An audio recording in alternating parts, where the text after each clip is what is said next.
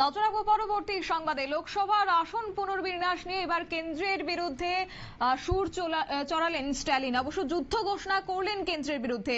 তামিলনাড়ুর মুখ্যমন্ত্রীর অভিযোগ, পরিকল্পিতভাবে এই কাজ করা হচ্ছে। সমস্ত বিরোধী দল সহ 7 রাজ্যের মুখ্যমন্ত্রীকে এই বিষয় নিয়ে চিঠি দেওয়া হয়েছে। বিস্তারিত চলে যাবো, আমাদের সঙ্গে যুক্ত হয়ে গেছে প্রতিনিধি রাজীব দত্ত। রাজীব, কি জানতে পারছো? বিজেপি সরকার তারা সিদ্ধান্ত নিয়েছিলেন, এটা প্রধানমন্ত্রী ঘোষণা করেছিলেন যখন নতুন পার্লামেন্ট উদ্বোধন হয়েছিল, সেই সময় ঘোষণা করেছিলেন যে যেহেতু জনসংখ্যার ভিত্তিতে বিভিন্ন লোকসভার আসনগুলোকে পুনর্বিন্যাস করা হবে। কারণ জনসংখ্যা বেড়েছে, যে সময় পুনর্বিন্যাস করা হয়েছিল সেটা অনেক আগে করা হয়েছিল, তারপরে পুনরায় এখন জনসংখ্যা বেড়েছে ভারতবর্ষে। এই ঘটনা নিয়ে কিন্তু এখন তামিলনাড়ুতে মুখ্যমন্ত্রী এম.কে. স্টালিন তিনি উদ্বিগ্ন বলা যায়। তিনি কার্যত যুদ্ধ ঘোষণা করে দিয়েছেন কেন্দ্রের বিরুদ্ধে গত কয়েকদিন ধরে।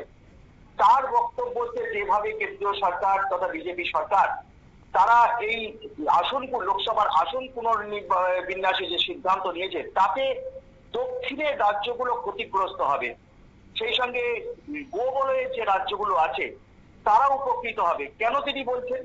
তার বক্তব্য হচ্ছে, স্টালিনের বক্তব্য হচ্ছে যে দক্ষিণের রাজ্যগুলো তারা জনসংখ্যা নিয়ন্ত্রণের কাজ করছে, অনেক জনসংখ্যা তারা কমাতে পেরেছে। আর দ্বিতীয় হচ্ছে গোবলয়ের যে রাজ্যগুলো, তার মধ্যে অন্যতম হচ্ছে উত্তরপ্রদেশ, বিহার, এই সমস্ত রাজ্যগুলোতে জনসংখ্যা অনেক বেড়ে গেছে, সেখানে যে ফ্যামিলি প্ল্যানিং নেই।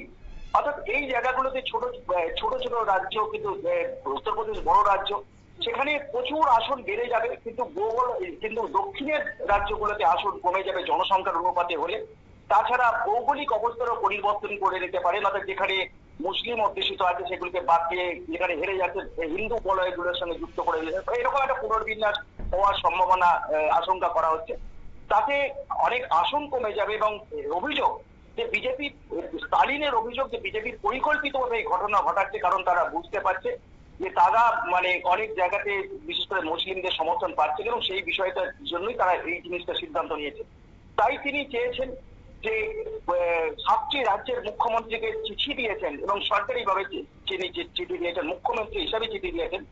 সেখানে রাজ্যগুলো হচ্ছে পশ্চিমবঙ্গ, উড়িষ্যা। পশ্চিমবঙ্গের মুখ্যমন্ত্রী মমতা বন্দ্যোপাধ্যায়, উড়িষ্যা, কেরল, কর্ণাটক, তেলেঙ্গানা, অন্ধ্রপ্রদেশ এবং মহারাষ্ট্র। কেন বিজেপি শাসিত রাজ্যগুলোর মুখ্যমন্ত্রীদেরও তিনি চিঠি দিয়েছেন। কেন দিয়েছেন? তিনি বলছেন যে এই উড়িষ্যাতেও তো জনসংখ্যা অনেকটা নিয়ন্ত্রণের মধ্যে আছে। তাই স্টালিনের বক্তব্য যে এখানে রাজনৈতিক বিভেদ না করে রাজ্যের স্বার্থ দেখা উচিত, তাই বিজেপি শাসিত রাজ্যগুলোরও এগিয়ে আসা উচিত। কারণ যে পরিকল্পনা কেন্দ্রীয় সরকার নিচ্ছে সেটা সরকারি পরিকল্পনা, তাতে বিজেপি শাসিত কয়েকটি রাজ্য ক্ষতিগ্রস্ত হবে। সেই সঙ্গে বিরোধী দলগুলোকেও তিনি আহ্বান করেছেন যে আগামী দিনে একজোট হয়ে এর বিরুদ্ধে লড়তে হবে। না লড়াই করলে কেন্দ্রীয় সরকার এই লোকসভার আসন পুনর্বিন্যাস করে সেটা জোর করে চাপিয়ে দেওয়া হবে, তাতে নিজেদের স্বার্থ রক্ষা করবে এবং বিরোধী দলগুলো কিন্তু সমস্যায় পড়বে। আমি আবার বলি যে এতে সমস্যার সব থেকে আশঙ্কা করা হচ্ছে যে সমস্যায় পড়বে দক্ষিণের রাজ্যগুলো, যার জন্যই দক্ষিণের রাজ্যগুলোকে আরো এক হওয়ার আবেদন করেছেন তিনি। সেই সঙ্গে তিনি 22শে মার্চ একটি বৈঠক ডেকেছেন। তিনি চান যে 22শে মার্চ এই মুখ্যমন্ত্রীরা যান, তার সঙ্গে বিরোধী নেতারা যান, কারণ বিজেপি বিরোধী যে দলগুলো আছে তারাও যান। একসঙ্গে আলোচনা করে তিনি একটা জয়েন্ট অ্যাকশন কমিটি তৈরি করতে চান, যাতে আগামী দিনে কেন্দ্রের এই সিদ্ধান্তের বিরুদ্ধে একসঙ্গে লড়াই করা যায়। কারণ কেন্দ্রীয় সরকার যেটা চাইছে সেটা তাদের রাজনৈতিক একটা উদ্দেশ্য প্রণোদিত বলে স্টালিনের বক্তব্য। এটা সরকারিভাবে চাপিয়ে দেওয়া হচ্ছে, কিন্তু সবটাই রাজনৈতিক একটা পরিকল্পনা রয়েছে যাতে আগামী দিনে এই রাজ্যকে বৃহত্তর অংশ অর্থাৎ লোকসভার বেশি আসন দখল করা যায়, এই লক্ষ্যে নাকি এগোচ্ছে, এমনটাই অভিযোগ করছেন এম.কে. স্টালিন। তাই তার বক্তব্য যে সকলকে এক হতে হবে, কারণ রাজ্যগুলো যদি আসন কমে যায়, যেটা মুখ্যমন্ত্রী মমতা বন্দ্যোপাধ্যায়কে তিনি আবেদন করেছেন যে আপনার রাজ্যেও আসন কমে যাবে যদি এই ধরনের উদ্যোগ কেন্দ্রীয় সরকার চাপিয়ে দেয়। কারণ তাদের বক্তব্য যে কেন্দ্রের এই চাপানোর নীতি আমরা মানব না, সকলের সঙ্গে আলোচনা করতে হবে, সমস্ত বিরোধী দলগুলোর সঙ্গে আলোচনা করতে হবে, তারপরে এই বিষয়ে সিদ্ধান্ত নিতে হবে। কিন্তু কেন্দ্র কারোর সঙ্গে আলোচনা করে, বিরোধীদের সঙ্গে আলোচনা না করে তারা এই সিদ্ধান্ত নিচ্ছে, তার ফলে সমস্যায় পড়বে বিভিন্ন রাজ্যগুলো এবং উন্নয়ন প্রকল্পগুলো।